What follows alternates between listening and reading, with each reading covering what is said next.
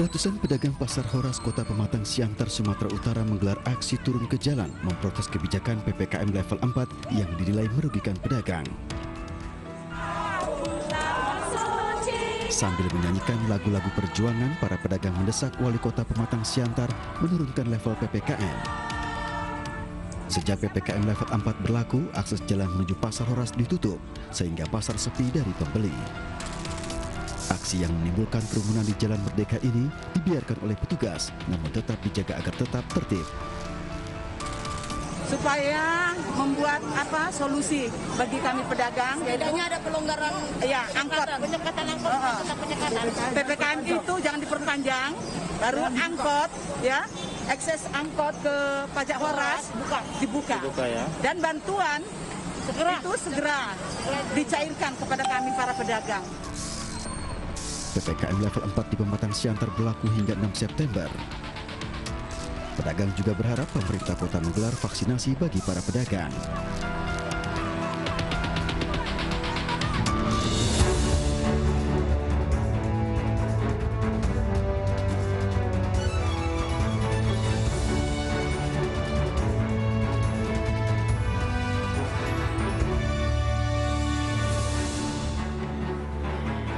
Selamat malam pemirsa, kita berjumpa di iNewsroom, ruang memperbarui informasi Anda dengan diskusi yang komprehensif bersama saya Anissa Dasuki.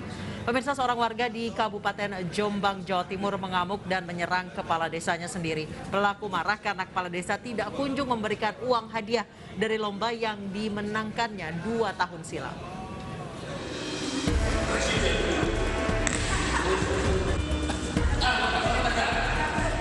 Inilah rekaman video saat seorang warga berinisial JT mengamuk di kantor desa Catak Gayam, Kecamatan Mojowarno, Kabupaten Jombang, Jawa Timur. Pelaku dengan penuh emosi beberapa kali menyerang kepala desa Sugeng Syamsuri hingga terjatuh. Warga yang berada di lokasi mencoba melerainya. Menurut kepala desa, pelaku menyerang dirinya karena menagih uang hadiah lomba yang ia ikuti 2 tahun lalu. Padahal pemerintah desa tak pernah menyelenggarakan lomba yang dimaksud oleh pelaku. Khawatir aksi penyerangan kembali terjadi, kepala desa melaporkan kejadian ini ke kantor polisi. Menurut kepala desa, pelaku diduga mengalami gangguan jiwa. Permasalahan yang paling urgen itu tahun 2019 ya, 2019 itu dia itu daftar ikut lomba Jokowi lah, itu yang dibuat patokan kan, itu ikut lomba Jokowi. Lah dia datang ke balai desa itu nuntut hadiahnya kan begitu. Kok gak diproses-proses. Padahal Pak Jokowi memberikan hadiah kan cukup. Kapolsek Mojowarno berjanji akan mengawasi pelaku dan akan berkoordinasi untuk memastikan kondisi kejiwaan pelaku. Perhatian khusus bagi Anda orang tua pemirsa, 3 bocah yang sedang asik bermain di kolam bekas galian pasir tenggelam. 2 selamat sementara, 1 meninggal dunia.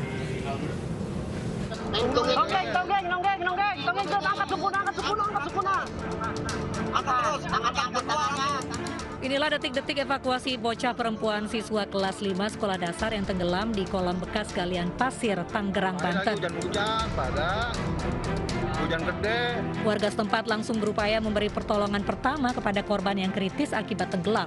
Kejadian bermula saat ketiga bocah malang ini berenang di kolam bekas galian saat hujan.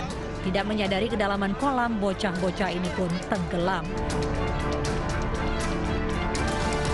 3 tahun yang lalu memang kawasan ini juga ada yang tenggelam juga.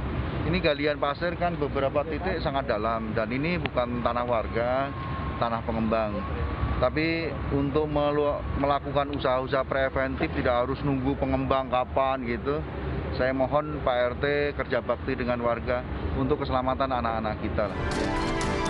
2 korban selamat kini dirawat di Rumah Sakit Kota Tangerang, dan kasus kolam bekas galian kini ditangani Polsek Pinang untuk penyelidikan lebih lanjut.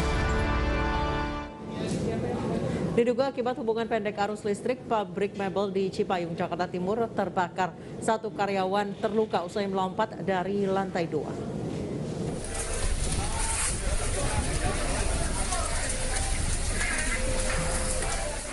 Kobaran api menghanguskan sebuah pabrik mebel di Jalan Basuki Cilangkap, Cipayung, Jakarta Timur siang tadi. Pemadam kebakaran bersama warga berupaya memadamkan api. Banyaknya barang maupun material yang mudah terbakar membuat api cepat menyebar ke seluruh bagian pabrik. Kebakaran diduga akibat adanya hubungan arus pendek listrik. Pemadam kebakaran juga sempat mengalami kendala karena sempitnya akses masuk ke lokasi karena berada di tengah permukiman padat penduduk. Salah satu karyawan yang tengah bekerja pun mengalami luka usai melompat dari lantai 2 lantaran panik melihat api membesar. Tadi kita informasi ya, kebakaran di Jalan Basuki. Dan informasi awal rumah, namun setelah kita konfirmasi itu ke pemilik, ke pelapor, tentunya tepatlah bengkel furnitur ya, atau mebel. Untuk luasan cukup lumayan, tingkat, tapi alhamdulillah separuh dari bangunan ini kita dapat selamatkan. Alhamdulillah juga untuk bangunan perumahan dapat kita cover sehingga tidak menjalar ke perumahan warga. Untuk memadamkan api, 13 unit mobil pemadam kebakaran dikerahkan ke lokasi. Kasus kebakaran ini ditangani petugas kepolisian sektor Ciracas. Setelah dilaporkan atas dugaan penganiayaan putra sulung Ahok, Nicholas Sean Purnama melaporkan balik pelapornya Ayu Thalia ke Polres Metro Jakarta Utara. Sean melaporkan Ayu Thalia semalam. Persatuan selebgram Ayu Thalia dengan putra sulung Basuki Cahayapurnama, Nicholas Sean Purnama, semakin pelik. Kini giliran Sean yang melaporkan Ayu Thalia dengan tuduhan pencemaran nama baik. Jumat lalu selebgram Ayu Thalia melaporkan Sean ke Polsek Penjaringan atas dugaan penganiayaan. Perempuan yang akrab disapa Tata ini mengaku didorong keluar mobil oleh Sean sehingga kedua kakinya terluka. Pengacara Sean siap meladeni laporan Tata.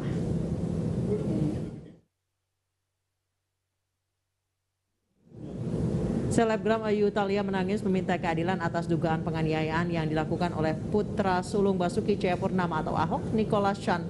Dalam konversi persnya, selebgram yang dikenal dengan nama Tata Anma ini kemudian menyebut perilaku kasar yang diterimanya bukanlah kali pertama. Ya, semua warga negara berhak mendapatkan keadilan. Jangan pihak berwajib juga jangan melihat ini anak siapa, lalu bisa melakukan hal seenaknya, karena ya balik lagi saya perempuan dan disakitin, dan dengan perkara kayak gini ya jujur semua perempuan juga pasti nggak akan terima gitu loh. Jadi ya saya nggak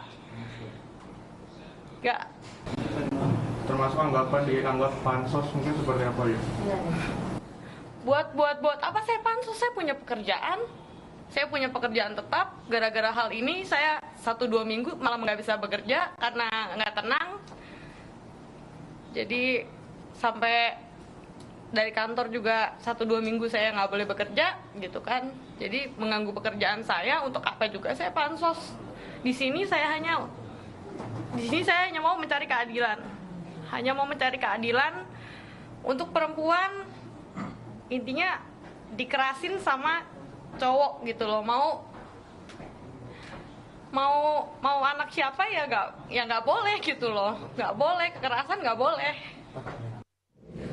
Terkait kasus dugaan penganiayaan ini, kami sudah terhubung dengan kuasa hukum Ayu Thalia, Rudi Kabunang. Selamat malam Pak Rudi.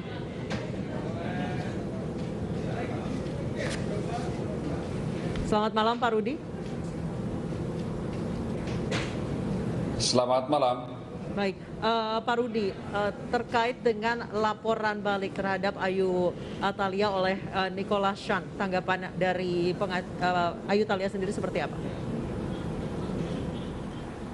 Ya, jadi kalau ada laporan polisi dilakukan oleh masyarakat ya, itu merupakan hak warga negara dalam melakukan upaya hukum atau pengaduan di tingkat kepolisian kalau hak hukumnya tercederai. Demikian pula dari kalau saudara Nicholas melakukan laporan polisi, itu haknya. Tetapi kalau mendasari atau dugaan tindak pidana dilaporkan pencemaran nama baik, saya tidak tahu barang bukti apa yang dipakai. Tetapi kalau barang bukti yang dipakai adalah tentang laporan pengaduan Ayu Thalia di kepolisian tentang dugaan tindak pidana penganiayaan pasal 351 KUHP, itu adalah benar dilakukan pengaduan. Nah, yang perlu dipahami adalah bahwa pengaduan di sini ini masih dalam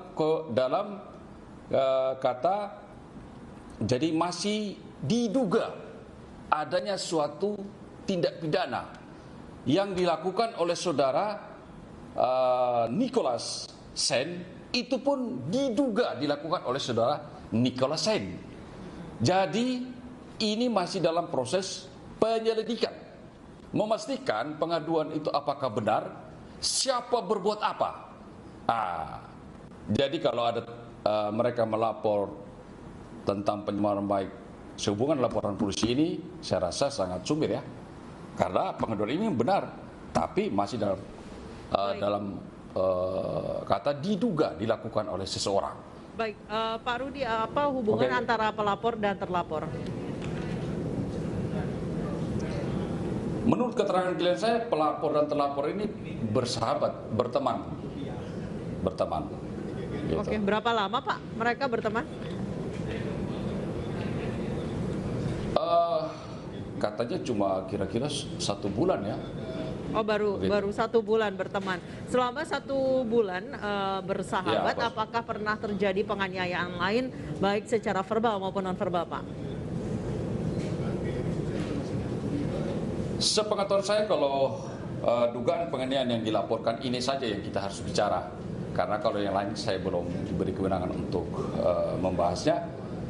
Dugaan tindak pidana yang dilaporkan kemarin adalah peristiwa yang terjadi pada 27 Agustus ya, di depan showroom Prestige di Pluit. Jadi di mana klien kami dipanggil masuk ke mobil, mengatakan diduga didorong oleh seseorang yang juga yang dalam hal ini adalah terlapor. Baik, apakah Saudara ada Nicholas. apa yang menjadi bagaimana pemicu kita buktikan? apa yang menjadi pemicu dugaan penganiayaan tersebut, Pak? Menurut keterangan klien kami ada percakapan, percekcokan lah anak muda lah gitu ya.